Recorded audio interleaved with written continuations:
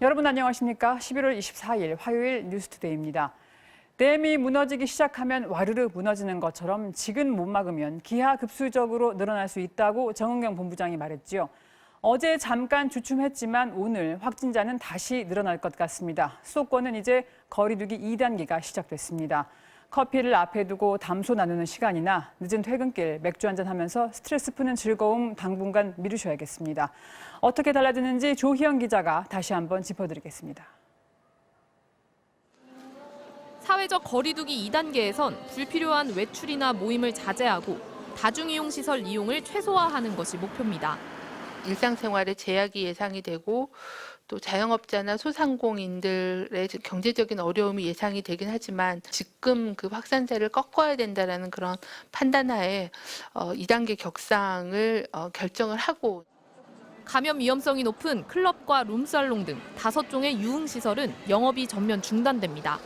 노래방은 물론 헬스장이나 실내 골프 연습장 등 실내 체육시설은 밤 9시 이후 운영이 중단됩니다. 영업시간에는 면적 4제곱미터당 1명으로 인원이 제한되고 안에서 음식을 먹을 수 없습니다. 카페와 식당 이용도 달라집니다. 어떤 경우에도 카페 안에는 머무를 수 없고 포장과 배달만 허용됩니다.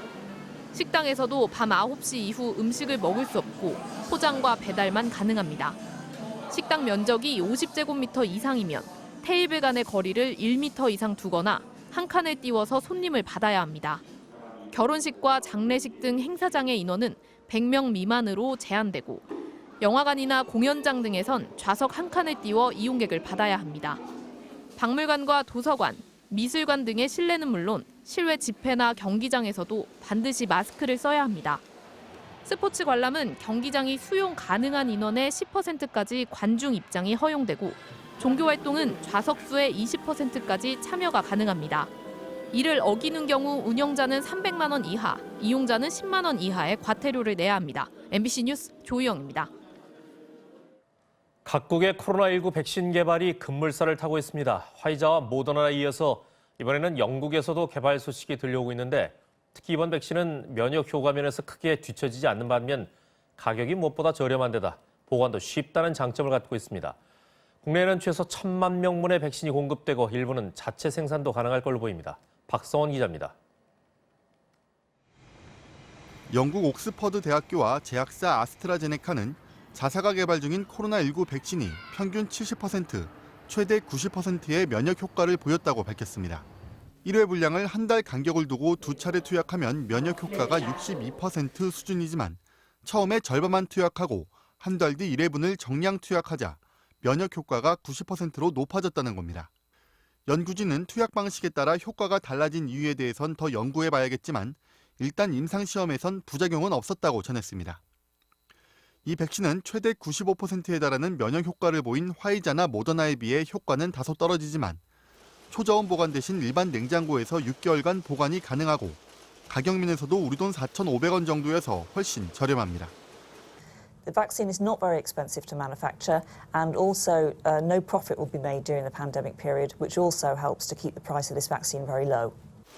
앞서 우리 정부는 지난 7월 아스트라제네카 측과 백신 공급을 위한 협력 의향서를 체결했고 SK 바이오사이언스는 위탁 생산 계약을 맺었습니다.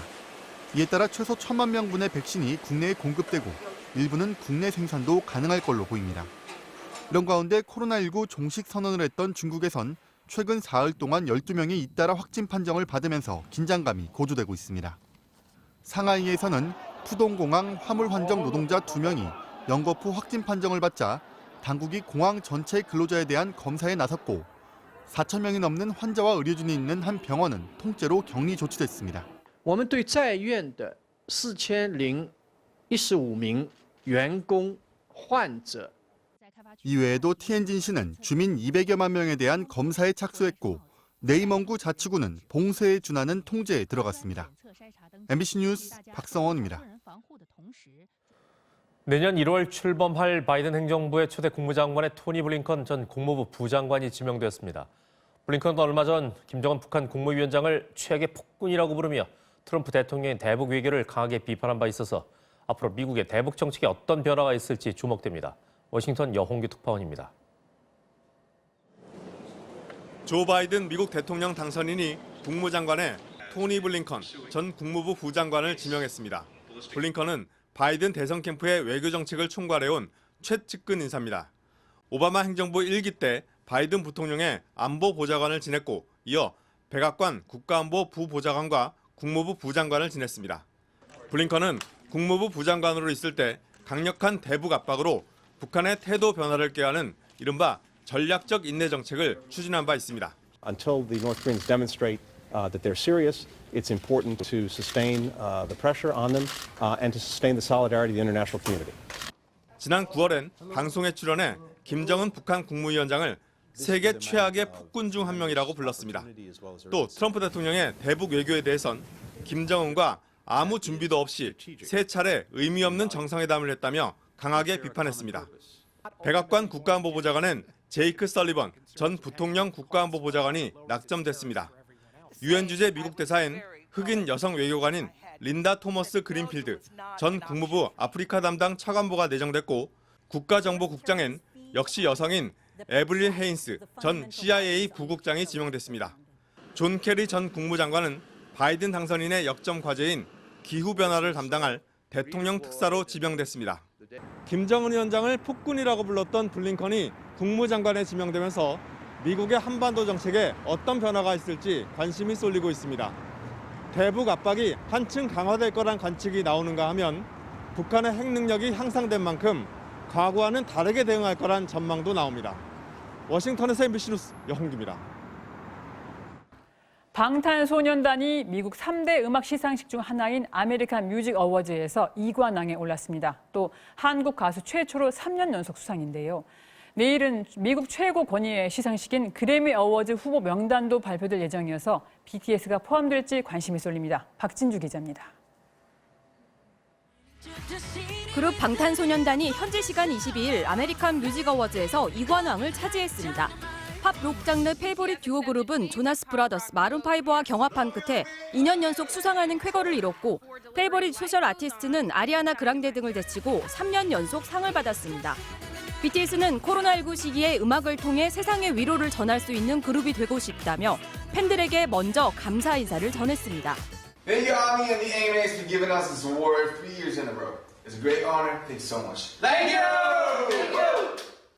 앞서 방탄소년단은 지난 20일 전 세계 동시에 새 앨범 B를 발표하며 타이틀곡 라이프 고즈 온 뮤직비디오를 공개했습니다.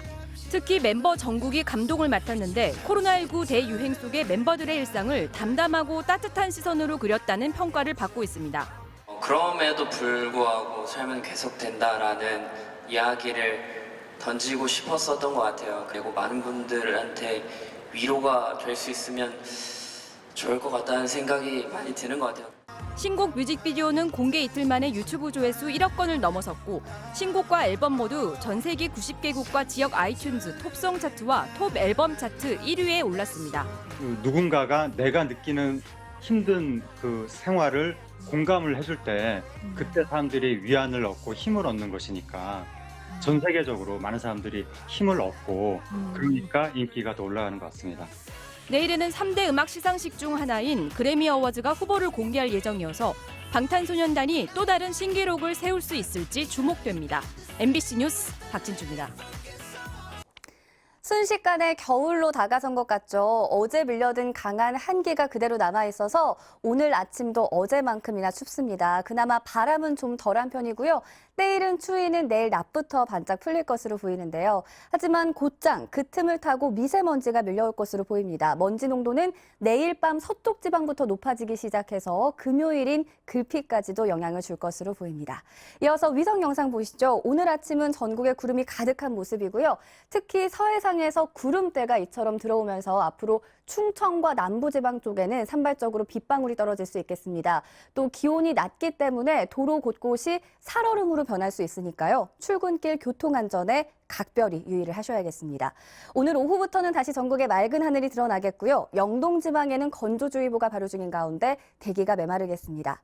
이어서 기온 보시면 현재 서울이 0.6도인데 체감온도는 영하 2도 선까지 뚝 떨어진 상태입니다. 낮 기온도 대부분 10도 안팎에 머무르겠습니다.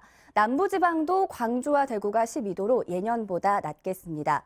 영동 지방의 건조함은 목요일부터 토요일 사이에 비나 눈이 내리면서 차츰 나아지겠는데요.